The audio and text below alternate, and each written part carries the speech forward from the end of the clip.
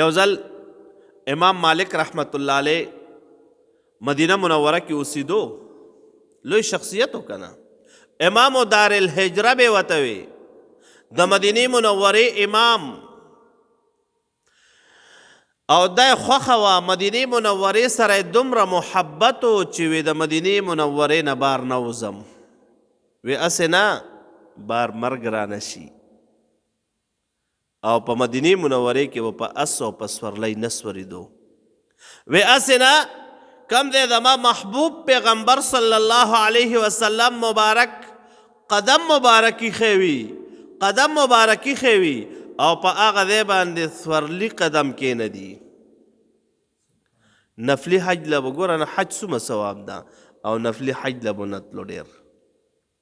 یو ځل خوب ولیدو، نو پیغمبر علیه السلام مبارک خوب کې ولیدو.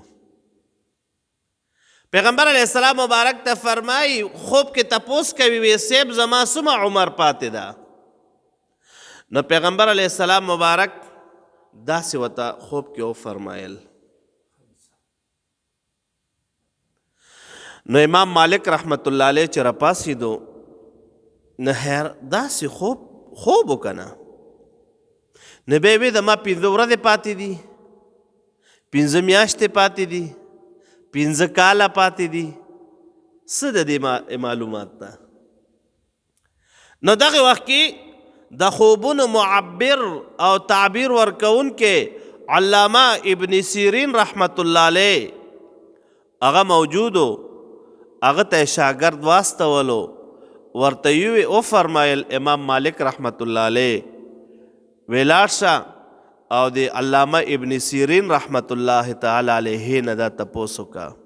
خو ما ورته مه یادو چې هغه لاړو وی صاحب یو کس خوب لیدلی ده او داسې، نو هغه ورته چا لیدلی ده؟ وی هغه وی ما ورته مه یادو، وی بیا درته بیان نه کومه. چې بیا راغی حضرت بیان نه کوي، ښه زما نوم ورته واله، چې لاړ وی حضرت زما استاد صاحب امام مالک رحمت الله تعالی علیه لیدلی ده. نو علامه ابن سیرین رحمت الله تعالی علیه وفرمایل وی ما وی دا د امام مالک صاحب رحمت الله تعالی علیه نه علاوه بل څوک لیدی نه شي. وی نبی علیہ السلام مبارک په دې کې ارشاد ده، دې کې اشاره ده چې 5 شیانو علم هغه الله پاک جل شانه ته ده، او دا رونو قرآن کریم کې بیان ده.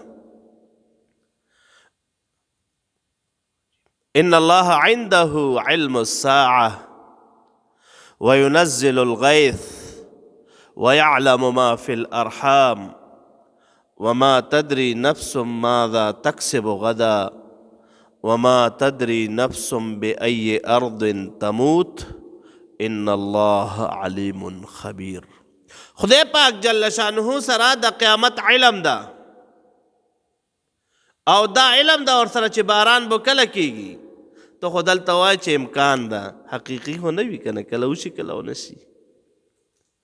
او بل خدای پاک جل شانه ته دا پته ده چې د دې مور په دې ګېډه کې څه شی ده، لور ده که زوی ده. ته خو سې الټراساونډو کې کله کله ګورې خطا وخیږي، ته وایې زوی د هغه لور وي، ته وایې لور د هغه زوی وي، ته وایې یو د هغه 2 وي.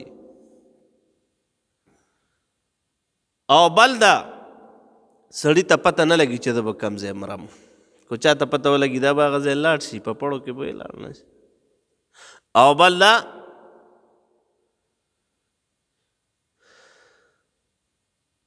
چې زه به مرمه کوم ځای کې،